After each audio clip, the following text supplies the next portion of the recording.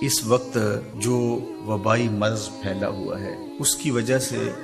پوری دنیا متاثر ہے۔ غریب ممالک کے باسی لاک ڈاؤن کی وجہ سے دوہری مصیبت میں مبتلا ہیں، اس لیے کہ جو روز کماتے تھے اور روز اپنے بچوں کا پیٹ پالتے تھے، تو جب وہ ذرائع رزق بند ہوئے تو ان پر یہ مصیبت بھی آن پڑی۔ ہمارے مالک نے ہمیں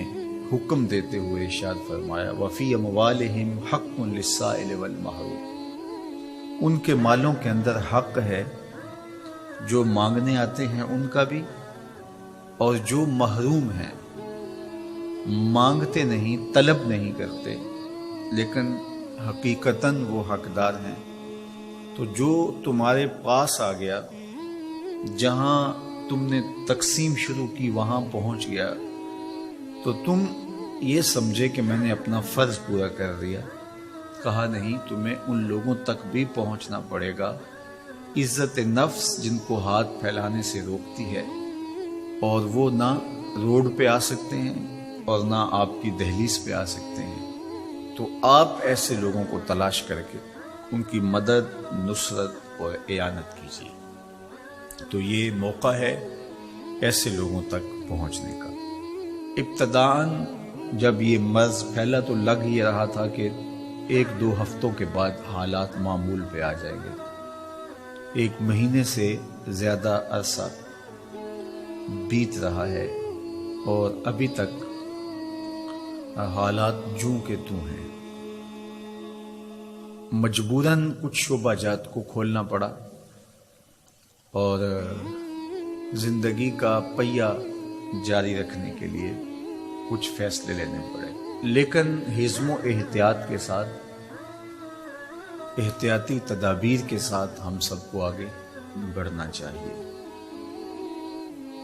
مساجد میں لوگوں کے آنے کے حوالے سے بات چل رہی ہے۔ میں سمجھتا ہوں کہ جو اہل علم طبقہ ہے، مساجد کے کارپرداز ہیں، علماء کرام ہیں، انہوں نے بھرپور تعاون کیا ہے۔ عمومی طور پہ جب زندگی کی چہل پہل چاروں سمت نظر آتی ہے اور سارا زور مسجد پہ ہی ہوتا ہے کہ یہاں اگر 5 بندے جمع ہو گئے تو کوئی حادثہ ہو جائے گا، جبکہ مسجد کے ساتھ ایک بینک پر لمبی قطاریں لگی ہوئی ہیں اور دوسری جانب لنگر بانٹا جا رہا ہے اور وہاں 1000 آدمی جمع ہے، حکومتی امداد تقسیم کی جا رہی ہے تو وہاں ہزاروں لوگ جمع ہیں۔ ان سب کے بیچوں بیچ ایک مسجد پڑتی ہے، تو سارا زور جب اس پہ ہوتا ہے کہ یہاں اگر لوگ پہنچے تو بہت زیادہ خطرہ ہے، تو پھر لامحالہ طور پہ جذبات برانگیختہ ہوتے ہیں۔ اس لیے حکمت کے ساتھ، دانائی کے ساتھ حکومت کے کارپردازوں کو یہ مسئلہ حل کرنا چاہیے، اور علماء کرام بھی جس طرح سے تعاون کیا اور آئندہ بھی وہ تعاون کرنے کے لیے تیار ہیں، لیکن تعصب کے ساتھ، ضد اور ہٹ درمی کے ساتھ فیصلے نہیں ہوتے، اور یہ گھڑی مشکل ہے اور ہم ایک مشکل وقت سے گزر رہے ہیں۔ حالات اس کے بالکل متحمل نہیں ہیں، اس لیے سوچ سمجھ کے زمینی حقائق کا ادراک کرتے ہوئے فیصلہ کیا جائے۔